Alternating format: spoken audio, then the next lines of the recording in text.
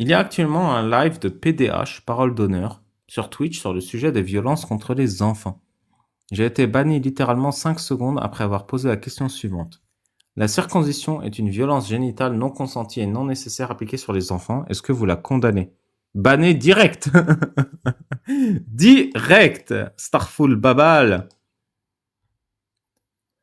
Il parle depuis 1 heure de la domination adulte sur les enfants, mais dès que tu parles de la circoncision non consentie, tu es banni. Donc la circoncision est une... The Alzout Agency. Est-ce que je vous remets la chanson Alzout? Le tribalisme et le communautarisme entre charcleurs de zboob d'enfants. Je suis content que mon combat pour la circoncision, il touche tout le monde. Je me demande si Roro, d'ailleurs, il y était sensible avant de m'écouter. André Chouraki a failli mourir de sa circoncision. Par chance, l'hémorragie fut découverte in extremis et sa vie fut sauvée. Il en va évidemment de même pour l'excision, comme des baptêmes par immersion totale en église orthodoxe. Tout cela fait des blessés, des traumatisés et des morts. Un nouveau-né mort à Strasbourg en 2025. T'es un gros bouffon. Donc le mec se fait insulter parce qu'il critique la circoncision. Ils ne comprennent même pas la question, c'est débilos. Est-ce que t'as été ban? Vous avez été banni du chat. Faut les harceler avec ces sujets, ça les fait bugger. Ouais, c'est un truc de ouf, c'est qu'ils t'insultent quand tu poses la question, alors que le sujet c'est la domination adulte sur les enfants. La circon est un traumatisme. Même pratiqué à l'hôpital, le taux de complications consécutives est de 0,5 à 2%. Depuis le milieu des années 60, une petite incision du prépuce souvent pratiquée lors d'interventions chirurgicales ayant d'autres objets, lui est préférée en cas de décolletage difficile ou impossible. La circoncision rituelle devrait être un choix d'adulte. Concernant les enfants, les religions devraient s'orienter vers une circoncision symbolique. Un délire absolument incroyable. Vraiment un délire et je demande toute votre attention. Belgique, l'ambassadeur américain exhorte le ministre de la Santé à abandonner les poursuites contre des circonciseurs rituels juifs accusés d'avoir pratiqué des circoncisions sans licence médicale, ce qui est illégal selon la loi belge. Il invoque la liberté religieuse. L'ambassadeur américain n'a pas à s'immiscer dans notre système judiciaire, a réagi Conner Rousseau, président du parti politique Voor-Wit, centre-gauche. Par ailleurs, le commissaire européen à la santé Oliver Varhelyi exerce également des pressions sur Van den Broek, ministre belge de la Santé, pour trouver une solution sans succès pour l'instant, indique un député belge. Que nous dit l'ambassadeur Bill White? L'antisémitisme est inacceptable sous toutes ses formes et il faut le sortir de notre société. Le président Trump et moi-même demandons à la Belgique de faire un meilleur job sur le sujet. Spécifiquement, il faut abandonner toutes les charges et attaques ridicules et antisémites contre 3 religieux juifs des Mohel à Antwerp, qui se sont contentés de faire ce qu'on les a entraînés à faire depuis plusieurs milliers d'années. Bah c'est illégal qu'ils aient niqué leur mère, c'est bon ou pas? Ah je suis désolée mais ça m'énerve là de lire ça, vraiment ça m'énerve. Mais attends, il a pas fini. Au très mauvais et au très mal poli ministre belge de la Santé Frank Van den Broek. Tu dois mettre en place une loi pour autoriser les religieux juifs Mohel à faire leur devoir en Belgique. C'est ce que l'on fait dans tous les pays civilisés. La Belgique est un pays civilisé. Arrêtez cet harcèlement inacceptable des communautés juives à Antwerp et en Belgique. Et je rappelle, le harcèlement, c'est de leur interdire... C'est même pas leur interdire la circoncision. Ouais. C'est interdire la circoncision sans qu'il y ait la présence d'un médecin. C'est ça, hein, les 3 Mohel, oui, les 3 circonciseurs... Sans qualification. Non. Ils sont poursuivis parce qu'ils pratiquent la circoncision sans la présence d'un corps médical. C'est ça qui poursuivent. Oui. C'est même pas... Ils sans qualification. Parce qu'il faut une qualification. En France, ils ont le droit de en Europe. Non, mais en Belgique, ils ont le droit de le faire en présence d'un médecin. D'accord, ok. Qui est là si ça se passe mal, si... Et donc, ils le font sans, et du coup, ils sont en train de se faire poursuivre. Putain. Et ce qui est déjà même très tolérant pour cette barbarie. Hein. Moi, je vous le dis direct. C'est même trop tolérant, excuse-moi. Hein, trop. Déjà, hein. Ça devrait être un médecin, uniquement un médecin qui puisse couper un bout, en fait. Enfin, je sais pas. En 2026, il faut rentrer dans le 21e siècle, regardez l'inversion des valeurs, et autoriser nos frères juifs en Belgique à pratiquer légalement leur liberté religieuse. Liberté religieuse qui consiste en acte pédocriminel. Hein. Toucher la bite d'un gamin et la découper, la modifier parce que Dieu t'a dit de le faire, c'est un acte pédocriminel. Donc, est-ce que la pédocriminalité passe par la liberté religieuse? Ça, c'est un autre débat. Il faut rentrer dans le 21e. s'il Non, vous plaît. non, moi, là, non, mais c'est révoltant en fait ça. C'est qui ce gars là qui parle là? C'est pas le même mec qui était à ta signature de ton livre ambassadeur Bill White des États-Unis. Non mais. L'ambassadeur en Belgique. Mais est-ce qu'il se rend compte que là il donne. Non, enfin bref, non, je vais rien dire, mais parce que. Du coup, il continue de s'adresser au ministre de la Santé belge. Franck, n'attends pas que le cas se tasse. Tu m'as dit que c'était ta technique lâche dans notre premier meeting, où tu as refusé de serrer ma main et d'être photographié avec moi dans ta chambre de conférence, qui a été nommée après notre superbe première dame, Eleanor Roosevelt, parce que c'est clair que tu détestes l'Amérique, le pays qui s'est battu et où des dizaines de milliers de nos enfants sont morts pour les libertés de la Belgique 2 fois. Première guerre mondiale, Deuxième guerre mondiale. Agis maintenant, le monde te regarde. L'Amérique compte pour que tu fasses la première chose. Franck. Mais depuis quand l'Amérique est juive? Je comprends pas. Tu dois le faire maintenant pour que ce problème se termine.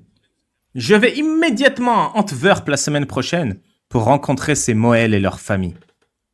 Toi, Franck et Conner Rousseau, vous devez venir avec moi. Il est dégoûtant ce qui est arrivé à ces hommes de goût et à leurs familles par ton inaction. Merci de prêter immédiatement attention au sujet. Les hommes qui coupent des bites en privé, c'est des hommes de goût, hein, des bites de bébé. Ouais. Des Ça hommes devait être de des goût. potes Epstein. Certainement, des potes à Epstein. Epstein, pardon, excusez-moi. Et du coup, C'était bas ce que je viens de dire, mais. tout le monde dans les commentaires lui dit poliment d'aller bouffer son propre prépuce. Voilà. Merci la société. Il y a un compte. Ça fait plaisir. Je sais pas si tu l'as vu. T'es pas sur Instagram, Ali Babal? Non. Pas encore. Ah, tu ferais ravage là-bas. Il y a un mec qui a créé un nouveau compte qui s'appelle Touche pas à mon bout. Voilà. Nice. Et il balance que des vidéos. Ah ouais, il est bien. C'est un nouveau compte et je les follow et je le republie ses vidéos. C'est génial. Ah, j'irai voir.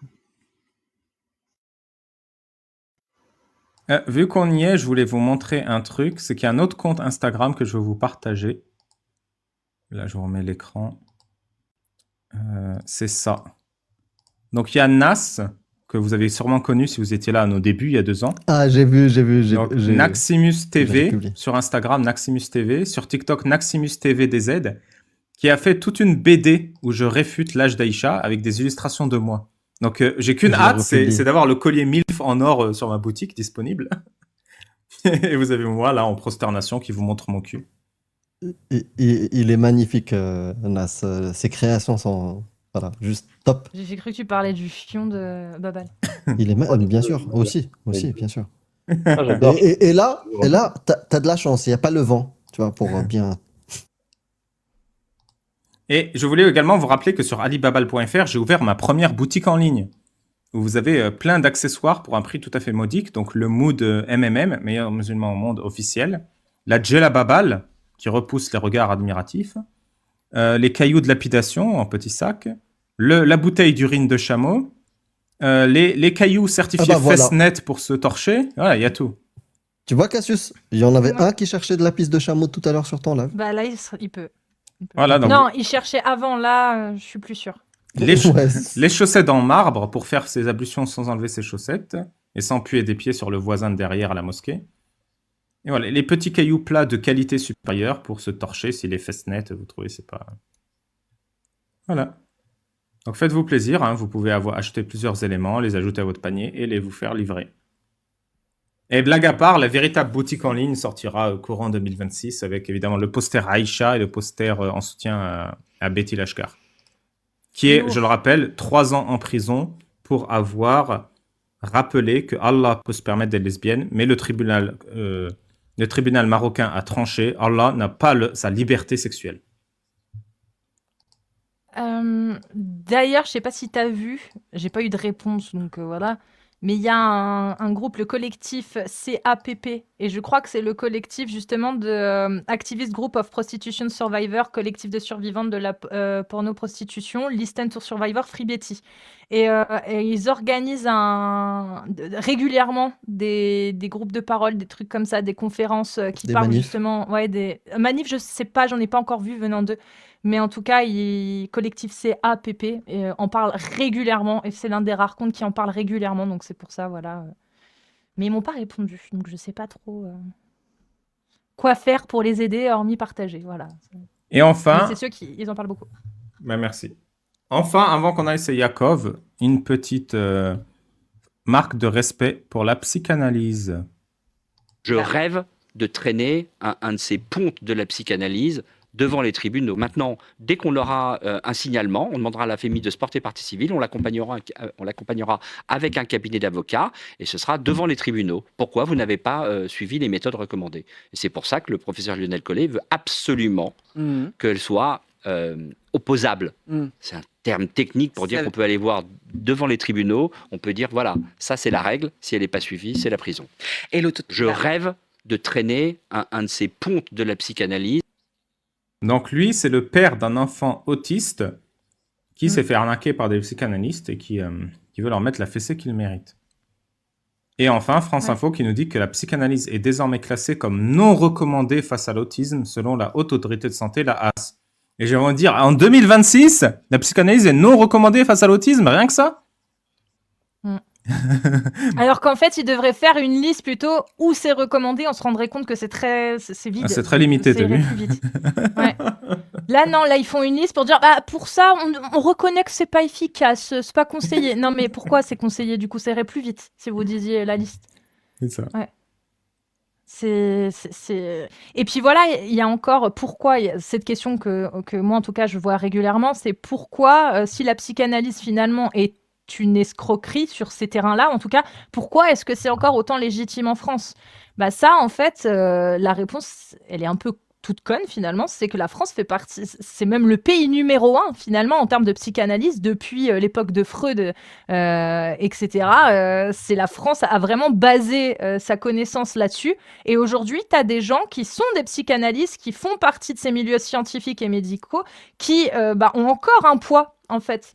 Et c'est pour ça que ça se passe comme ça, en fait. C'est parce qu'il y a encore des gens qui militent pour la psychanalyse au sein même des cases médicales, en fait. Et puis, c'est très bien que ce monsieur prenne la parole, parce que lui, il en a été victime directement. Et puis, je pense que d'ici les années qui viennent, en plus des travaux que font les zététiciens ou les vulgarisateurs scientifiques sur Internet, je pense que la psychanalyse sera un mauvais souvenir d'ici quelques années, Inch'Allah. Voilà.